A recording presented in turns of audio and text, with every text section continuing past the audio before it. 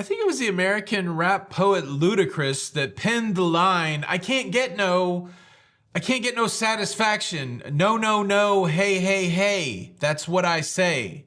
Shout out Ludacris. We've got cruisers dealing with the Royal Caribbean group right now saying just that. Celebrity cruisers saying you're coming too fast. I'm unsatisfied. And you've got Royal Caribbean cruisers saying you're coming too late. I need to get paid. Yeah, that plus a whole lot more on today's episode. Let's talk about it.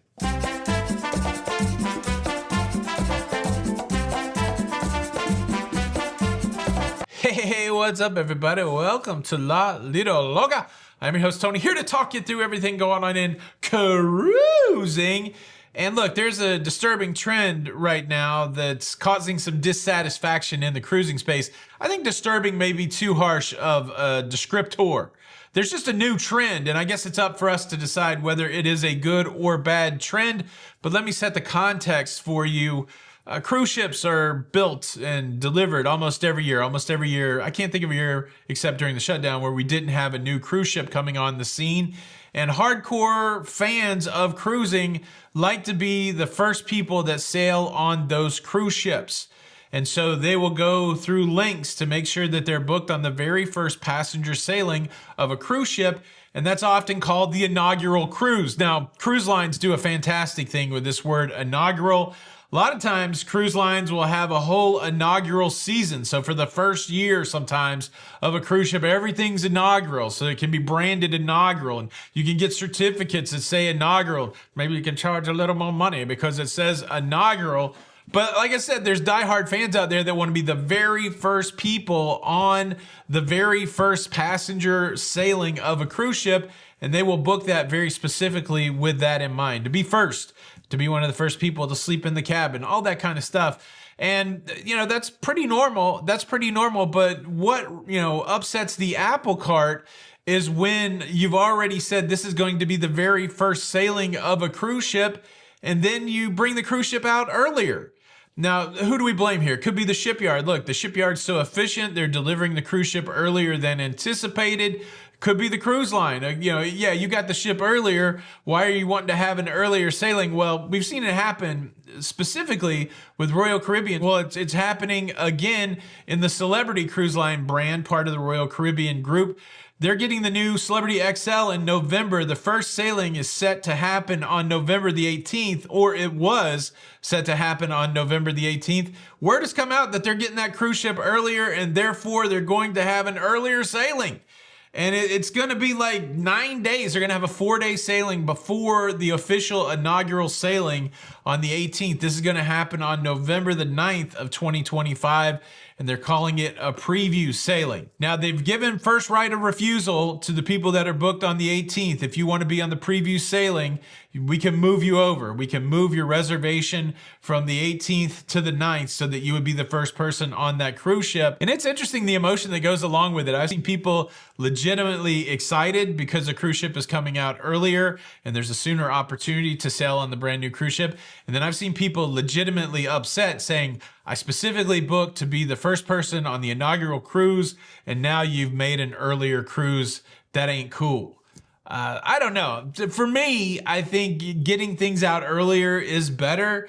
Where do you guys fall on this trend? Do you think it's, dirty pool to actually, come too soon and dissatisfy the passengers that were waiting for their big moment on the 18th? Or do you think, hey, look, here's a bonus. We got the cruise ship earlier. And if coming too soon is not bad enough, Royal Caribbean's got a coming too late problem also. I'm going to tell you about that later, but there is a lot to cover today. Let's talk about Port Canaveral. There's just been an initiative approved there for $500 million to do some upgrades in the port area. There's a couple of pieces of this that I really like. One of the cruise terminals, Cruise Terminal 5, they're going to expand by 65% so that they can get larger cruise ships in there.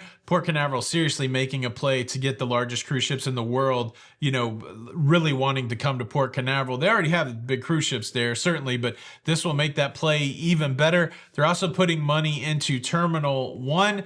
But the interesting thing is sometimes you forget about it. There at the Port Canaveral port facility, you also have Jetty Park, which is really a great place for ship spotters to go and watch cruise ships sail out to sea.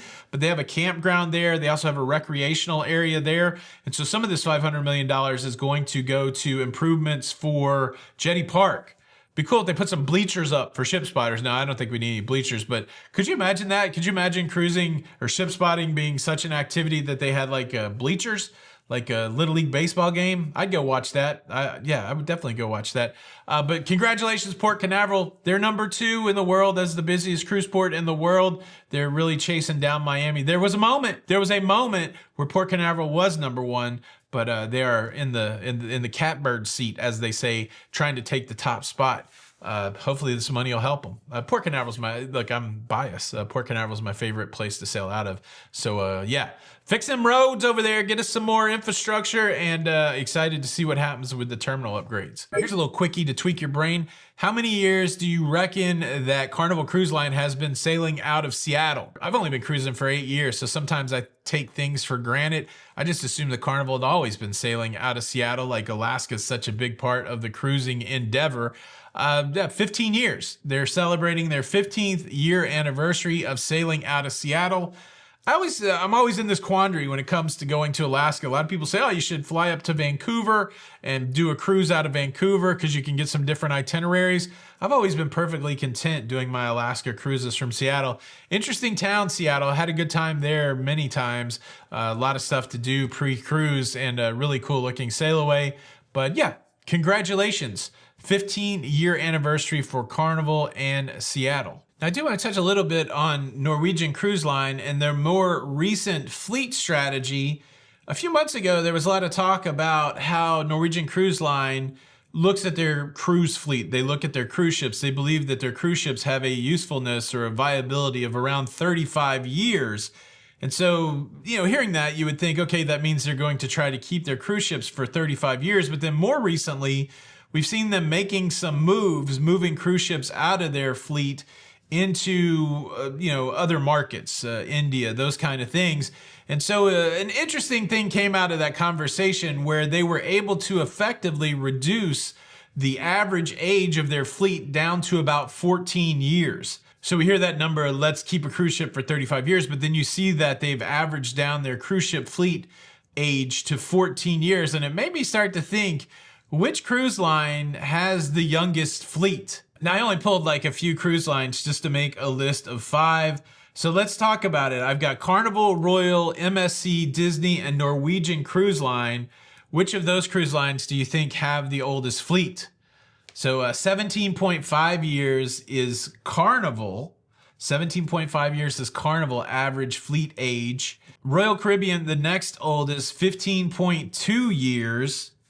Norwegian Cruise Line, third oldest at 14 years. Disney, second oldest at 11.5 years. And MSC Cruises has the newest cruise fleet, 9.7 years. Now, there's a lot of stuff that goes into that, right? Royal and Carnival have the biggest cruise fleets out of the major brands out there. But think about it, MSC, they're kind of a new player in the game. They're really starting to expand the size of their fleet, but all their hardware is fairly new. It doesn't matter. Does it matter? Old cruise ship versus new cruise ship? Does that matter to you? And more than that, does it matter to the cruise company? The interesting thing, like all things, is a lot of times technologies can drive operational efficiencies. And so while you may have a very old cruise ship that's making, decent money for you, what does it cost to maintain that cruise ship? What does it cost to run that cruise ship? And do newer cruise ships have technology that make the overall operating costs cheaper? And so interesting, again, we're not in these meeting rooms for Norwegian Cruise Line as they're making deals to move ships out of their fleet. But it does seem like the writing is on the wall that at some point having a newer cruise ship with a better operating efficiency, operating cost makes a lot more sense. I don't know. Anybody out there making a cruising decision based on the age of the cruise ship? And look, I'm not afraid to admit I do like a brand new shiny cruise ship, but I also like a good worn in cruise ship too. I recently cruised on one of the oldest ships in the Carnival fleet, the Carnival Paradise. So to me, I guess age doesn't really matter. How about you? Leave a comment below. All right, now we got to talk about Royal Caribbean cruise passengers. One of them claiming that this is BS because we got a Royal Caribbean ship coming too late, essentially coming too late. But before we do that, let's take a break.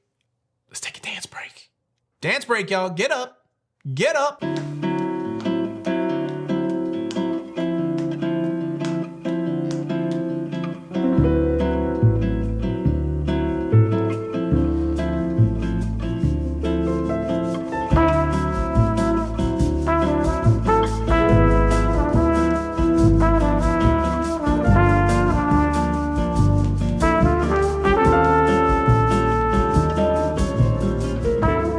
There you go, dance break. Did you get up? You know who got up yesterday? Friend of the show, Judy, and her sister got up and danced along with me on the TV. Shout out to Benny for sending that picture in. Look, if you want to dance with me and take a picture or take a video, send it to my email, tony@lalidoloca.com. We'll put you right here on the show, possibly, if it's not too crazy. And if you want, yeah, there you go. Dance break. Okay. We got a challenge, a Star Wars challenge. We need some Ben Kenobi help on this one. May the 4th is coming up, and we have cruisers that are cruising on Royal Caribbean's Wonder of the Seas, and these cruisers have received an email saying that, hey, you are unlucky. This is the cruise where the U.S. Coast Guard has to do an inspection of the Wonder of the Seas, and well, I know you had a set embarkation time. Well, that set embarkation time is going to be delayed. The availability of the cruise ship will not be there for you. We want you to come later. And well, that's really not that shocking. This kind of thing happens all the time. What is shocking is the response of some people in the face of the fact that they have to come later. Now, none of the cruise is going to be changed. Still going to go to all the places. There's no delays. They still want you to be at the cruise port before the normal sail away time. None of that's being changed. All they're doing is saying, look, you need to come to the cruise port an hour later. If you come at your regular time, we're going to turn you away, which they will. And some customers are saying, look, that's BS. You're cutting my cruise short. Some cruisers are demanding compensation. Could you imagine that? I want some OBC because I have to come at 12:30 instead of 11:30. Like I said, this is happening on May the 4th, which is Star Wars Day. I don't know how much it would cost, but maybe Royal Caribbean should try to, contract in Jedi Ghost, Ben Kenobi to stand next to that person that checks your passport and the boarding pass, just to do some, Jedi mind tricks on people coming in like, you are satisfied. You don't want the onboard credit. You are completely happy with Royal. I don't know. These aren't the droids you're looking for? I don't know. Okay, let's make that the big question. I'll leave some multiple choice answers below in the first comment. I would love for you to participate in the show that way. Very specifically, should people be compensated for the delay of boarding because of the Coast Guard inspection? And yeah, I'll give you some choices below. Thanks so much for checking out today's episode. Make sure you check this video out next. YouTube knows you haven't seen it, so don't hide from YouTube. Subscribe for more. This is Tony for La Lido Loca. Until the next time, we'll see you on the Lido. Bye.